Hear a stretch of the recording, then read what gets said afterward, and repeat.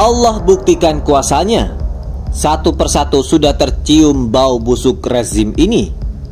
Simak berita ini sampai selesai. Pastikan Anda terus bersama kami di Kabar NKRI, akurat dan terpercaya. Saudara saksi harus saudara bahwa saudara ini Polda Jabar, dan kemudian saudara dihadirkan saat ini sebagai saksi juga di persidangan hari ini. Dalam apabila saudara itu mengapa saudara kemudian dihadirkan oleh penuntut umum di persidangan ini? Coba jelaskan. Sebentar saudara. Ya. Maksud tadi yang mulia, saya diperiksa di Polda Jabar sebagai saksi terkait dengan laporan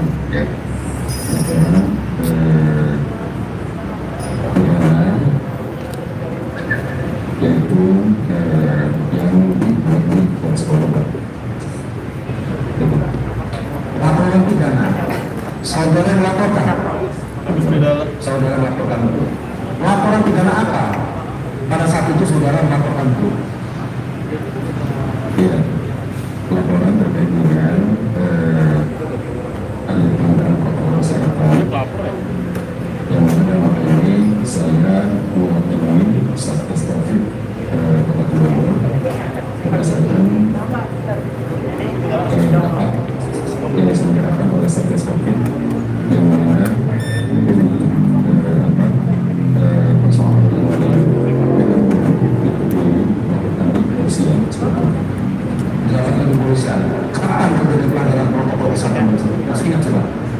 Tanggal 13. Terus saudara kemudian melakukan rapat dan kemudian dilakukan pelaporan berdasarkan hasil rapat tadi. Kapan itu dilakukan rapat? Rapat berdasarkan tanggal 23.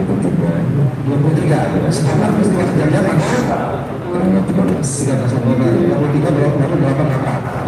Terus lanjutkan. Ya, pada saat rapat itu disepakati oleh tim Satgas Covid Kota Bogor yang hadir cukup banyak.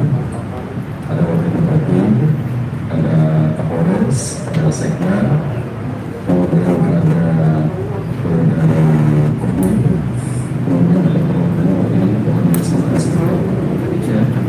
apa?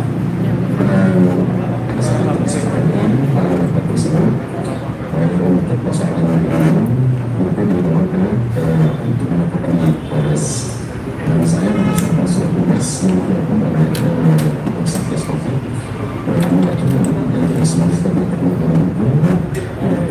akan menetapkan di Polres Semarang. Baik. Kapasitas saudara dalam Satgas Covid itu sebenarnya apa? Selain kapasitas saudara dalam kedudukan di Pemkab Kabupaten Bogor dan dalam kedudukan dalam Satgas Covid itu sebagai apa? Saya diberikan sebagai Kasat Covid. Untuk di Satgas Covid sebagai apa sih? saya sebagai kedudukan kemiskinan. Apa payung hukum daripada Satgas Covid Kabupaten Bogor? Itu ada SK Bupati. Ada SK Bupati. Saudara masih ingat SK Bupatinya? Saya lupa. Lupa. Ini tentu menjadi catatan sejarah yang dilakukan oleh penguasa rejim hari ini, yang mana banyak kalangan ulama, aktivis itu diperlakukan sedemikian atas dasar protokol kesehatan. Padahal mestinya kalau mau fair, mestinya pemerintah hari ini ya mesti jamin kehidupan masyarakat. Kalau misalkan pakai protokol kesehatan atau undang-undang kesehatan, mestinya masyarakat ini didanai dong, diberikan kehidupan makanan pokoknya dong, dan itu sesuai undang-undang kesehatan. Tetapi faktanya, mengapa ketika tadi tidak ada equality-nya, setelah itu ketika nanti yang berlaku itu adalah hak masyarakatnya itu tidak diberikan. Tetapi kalau masalah hukumannya mesti sesuai dengan undang-undang kesehatan. Tetapi kalau haknya diberikan, yakni kehidupan, makanan pokok seperti itu, tidak diberikan oleh pemerintah. Ini kan aturan-aturan pilih-pilih. Kalau misalkan itu tidak menguntungkan penguasa, tidak menguntungkan rejim, itu ditinggalkan. Tapi kalau menguntungkan rejim, menguntungkan penguasa, itu diambil begitu. Atau ini cara-cara untuk membungkam suara kritik ulama, kritik aktivis, kritik masyarakat. Bicara sesuatu semakin tambah tidak percaya kebanyakan rakyat, ini kan sangat berbahaya. Nah, repotnya itu rezim ini mengandalkan buzzers yang merupakan tenaga semi intelektual yang murahan, yang sesungguhnya itu dengan maksudnya sudah berkorelasi negatif.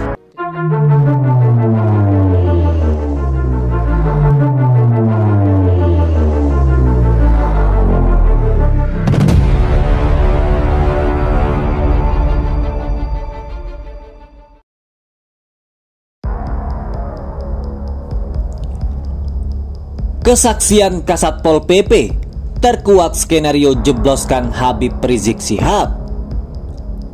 Kepala Satpol PP Kabupaten Bogor Agus Ridhollah blak-blakan di Pengadilan Negeri Jakarta Timur saat menjadi saksi yang dihadirkan jaksa penuntut umum terkait sidang pelanggaran protokol kesehatan yang menjerat Habib Rizik Syihab. Dalam kesaksiannya, Agus membeberkan sejumlah pelanggaran protokol kesehatan dalam acara Habib Rizik Syihab. Tidak memakai masker, tidak jaga jarak, kemudian juga tidak ada cuci tangan, kata Agus saat memberikan kesaksian di ruang sidang Pengadilan Negeri Jakarta Timur pada Senin 19 April. Agus Ridhollah juga menyebutkan peserta yang hadir dalam acara tersebut jumlahnya melebihi dari kapasitas yang ditentukan oleh Satgas COVID-19 Kabupaten Bogor.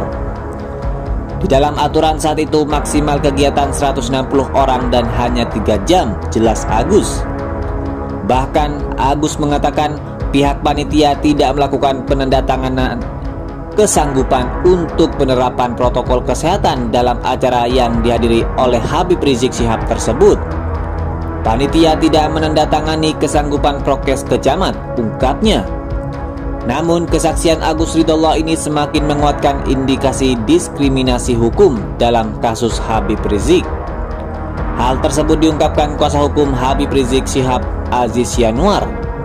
Pernyataan yang dimaksud saat Agus Ridhollah mengatakan ada rapat khusus yang akan mengkriminalkan Habib Rizik akibat kerumunan di Megamendung Bogor pada 13 November 2020.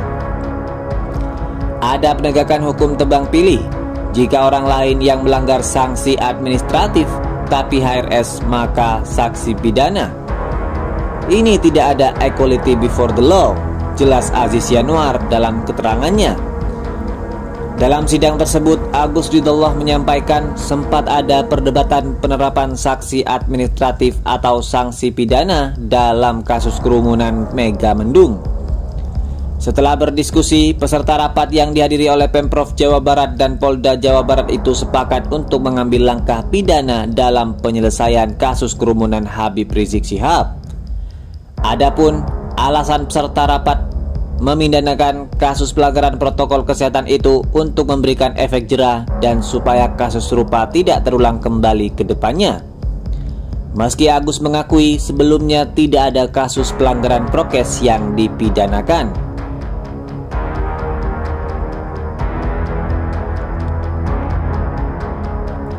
Melihat hal tersebut, Aziz Yanuar mengatakan kesaksian Agus Ridhollah dalam sidang menjelaskan kasus yang dilaporkan Satpol PP ke Polda Jawa Barat adalah kerumunan di Gadok, bukan Megamendung. Namun anehnya saat pelapor diperiksa di Mabes Polri, laporan kerumunan berpindah ke pesantren Markas Syariah Al-Ghokurtulal milik Habib Rizik Syihab di Megamendung. Aziz Yanuar menilai kesaksian ini menguntungkan pihaknya. Ia berharap kesaksian dapat meringankan dakwaan terhadap kliennya.